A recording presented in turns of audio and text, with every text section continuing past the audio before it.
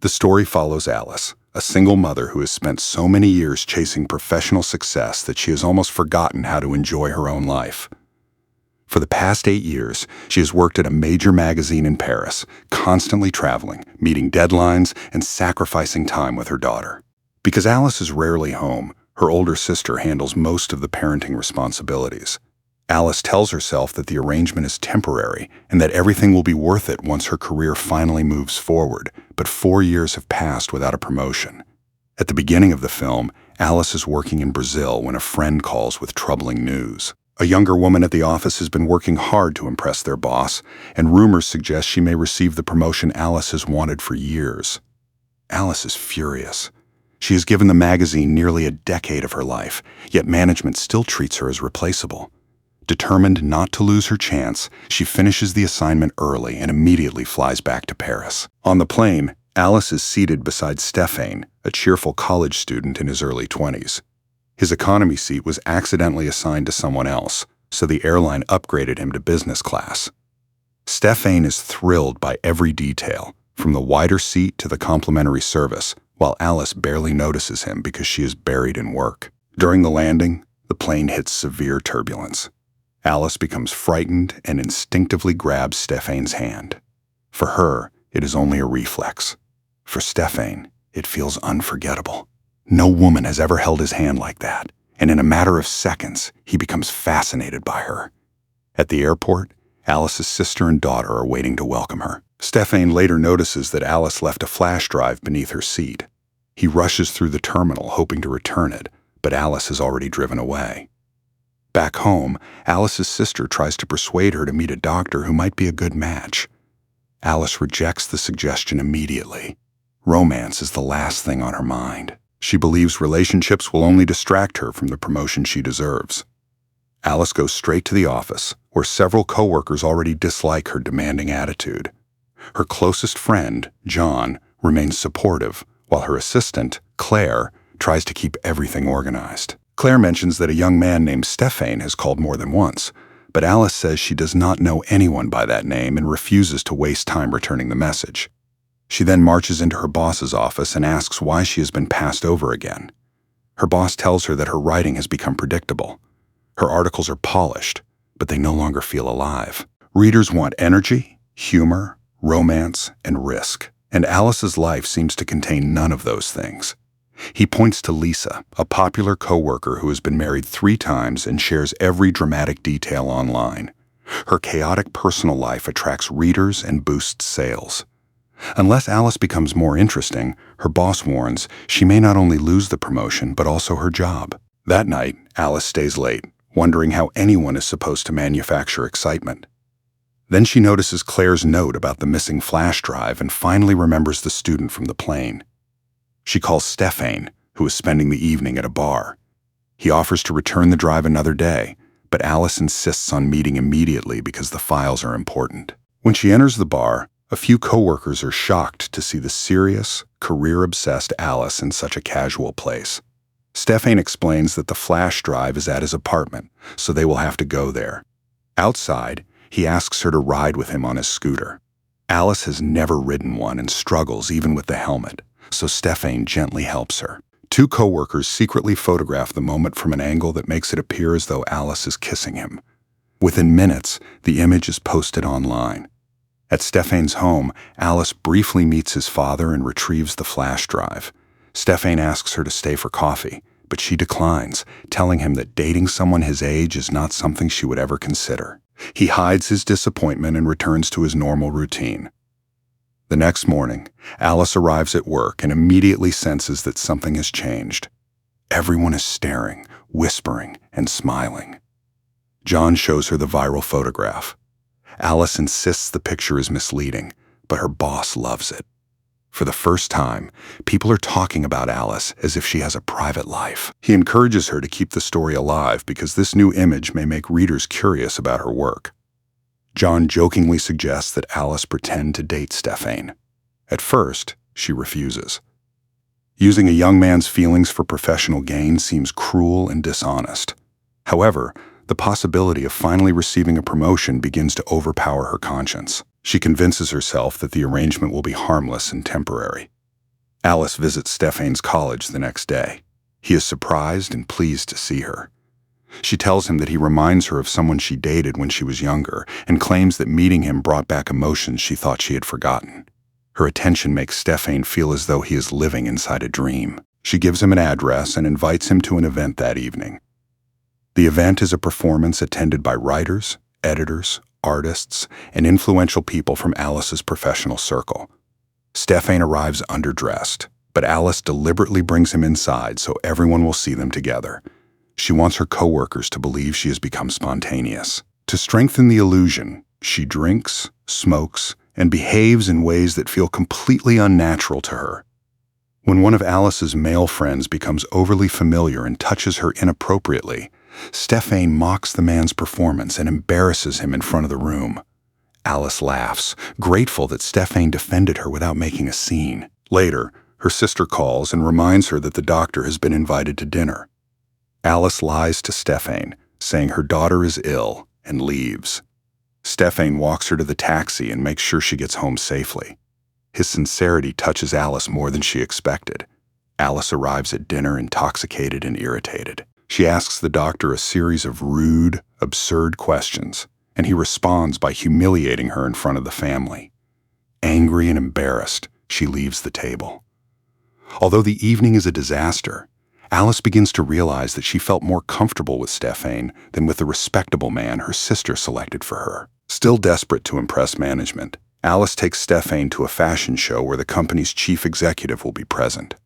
During the runway presentation, a model trips and falls. While everyone else watches, Stephane immediately steps onto the stage and helps her stand. His kindness impresses the audience, and especially Alice's boss, who jokes that Stephane is handsome enough to become a model. Stephane modestly explains that his mother taught him to respect women and help whenever someone needs support. After the show, Stephane drives Alice home on his scooter. A romantic moment develops outside her building, but Alice steps away because she feels the situation is moving too quickly. Stephane assumes he has crossed a boundary. Later that night, he visits to apologize. Their conversation becomes honest and emotional, and the attraction they have both been resisting finally takes control. They spend the night together. By morning, Alice is overwhelmed by guilt and confusion. Her sister and daughter arrive unexpectedly, forcing Alice to introduce Stephane as a coworker. She hurriedly gives him a stack of files and asks him to leave. Yet just before he walks out, Alice kisses him. The gesture reveals that what began as an act is becoming real. Over the following days, they spend more time together. Stephane brings her small gifts, makes her laugh, and reminds her that life can be enjoyable without being productive. Alice tells John that she is developing genuine feelings. However, Stephane eventually asks why she chose him when she could date someone older, richer, and more established. Alice knows that the relationship began as a strategy to impress her boss, but she cannot admit it. Her silence allows him to believe her feelings were honest from the beginning. Soon, Alice receives the opportunity she has wanted for years. The magazine launches a major project and appoints her to lead it. She is thrilled, but the promotion also forces her to confront the truth. Her success is connected to the false story she created around Stephane. Afraid the relationship will damage her future, Alice decides to distance herself from him. Stephane has no idea what she is planning. One evening, he takes her to his college auditorium and proposes marriage. Alice is shocked. She tells him that when he is 30, she will be approaching 50, and society will never stop judging them. Stephane says he does not care what anyone thinks. He loves her and wants a future together. Alice refuses, insisting their relationship has no realistic future. She ends things and leaves him alone on the stage. Alice knows she used Stephane and feels terrible, but she still cannot confess. After the breakup, she withdraws from everyone, including her sister and daughter. She tells John that she misses Stephane and regrets hurting him. John says healing will take time. Stephane is equally devastated. The playful young man who once enjoyed every moment becomes quiet and withdrawn. His father encourages him to move on, but Stephane feels as though his life has stopped. 2 weeks later, the magazine's director arrives to approve the cover of Alice's new project. She dislikes the selected model and searches the office for inspiration. On Alice's laptop, She sees a photograph of Stefan and recognizes him as the young man who helped the fallen model at the fashion show. She decides he should become the new face of the campaign. Alice objects, saying he is inexperienced, but the director refuses to reconsider. If Alice cannot bring Stefan to the photo shoot, the project will be handed to someone else. Once again, Alice's career depends on using him. She calls repeatedly and eventually visits his home. Stefan initially assumes she came because she misses him, but Alice immediately discusses the modeling job. Realizing she only needs his help, he becomes angry and walks away. On the day of the shoot, Alice waits nervously while the crew prepares. Stefan has not arrived, and she fears losing the position she sacrificed so much to earn. At the last possible moment, he enters the studio. Despite everything, he still loves Alice and cannot stand the thought of her losing her job. While Stefan is in makeup, John visits and apologizes. He admits that the pretend relationship was his suggestion and explains that Alice originally approached Stefan only to improve her reputation at work. Stefan is crushed, but instead of leaving immediately, he walks onto the set and kisses Alice in front of everyone, allowing the staff to believe the romance is genuine. Alice does not understand that he now knows the truth. The photo shoot begins badly. Stefan is inexperienced and struggles to follow the photographer's directions. The constant criticism frustrates and embarrasses him until he finally refuses to continue. Alice follows, but rather than apologizing or asking what is wrong, she orders him to return and apologize to the photographer. Protecting her promotion matters more to her in that moment than understanding his pain. Stefan finally explodes. In front of the entire crew, he reveals that the relationship was staged and that Alice used him to make herself appear exciting. Everyone is stunned. Her boss feels deceived and fires her immediately. In a single afternoon, Alice loses the career she prioritized above everything and the man whose love had become real. Without work, Alice has no schedule to hide behind. She spends her days wandering through Paris, remembering Stefan's kindness, humor, and affection. She realizes that the promotion never gave her the happiness she expected. It only exposed how empty her life had become. She also recognizes how often her daughter, sister, and personal needs were pushed aside for a company that dismissed her the moment she became inconvenient. Eventually, Alice returns to the college auditorium where she rejected Stefan. This time, the room is filled with students. She walks onto the stage and speaks honestly. She admits that fear controlled her decisions. She was terrified of losing her career, terrified of society's judgment, and terrified of loving someone whose age made their relationship unconventional. She says she no longer wants to sacrifice the present for a future that may never come. Then she apologizes to Stefan and begins to cry. Stefan still loves her, even after everything. He approaches the stage, kisses her, and the students applaud. Their reconciliation does not erase Alice's mistakes, but it begins with the truth she should have told from the start. Afterward, Alice stops treating work as the only measure of success. She and Stefan create a business together, building a life that includes ambition without allowing ambition to destroy everything else. Alice becomes more present for her daughter and family, while Stefan grows beyond the inexperienced student she first met. The story ultimately shows how easily people can confuse achievement with fulfillment. Alice spent years believing that one promotion would justify every missed family moment, every ignored emotion, and every personal sacrifice. Yet when the promotion finally arrived, it did not make her feel complete. Stefan gave her something the office never could: attention without competition, affection without calculation, and the freedom to be imperfect. Her greatest mistake was not falling for a younger man. It was believing that another person could be used as part of a professional performance without consequences. Once Stefan's feelings became real, Alice had a responsibility to tell him the truth. By hiding the original plan, she allowed him to build a future on a false foundation. Stefan also has to learn that intense love does not automatically mean two people are prepared for marriage. His proposal comes from genuine emotion, but Alice's fear is not completely unreasonable. Their age difference, family responsibilities, and different stages of life require honest discussion.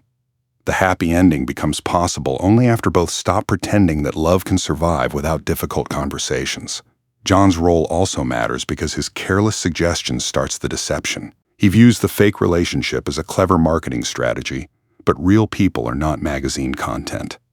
Later, he accepts responsibility and tells Stephane the truth, even though the confession destroys Alice's project.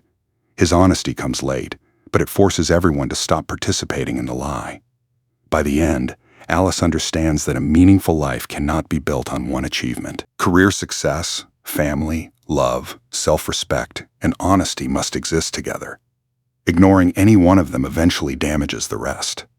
Her journey is not simply about choosing Stephane over her job. It is about learning that no promotion is worth becoming someone she no longer recognizes. The film closes with Alice and Stephane moving forward together, not because society suddenly approves of them, but because they finally choose honesty over appearances. Their future may still be complicated, yet it belongs to them rather than to Alice's boss, her coworkers, or public opinion.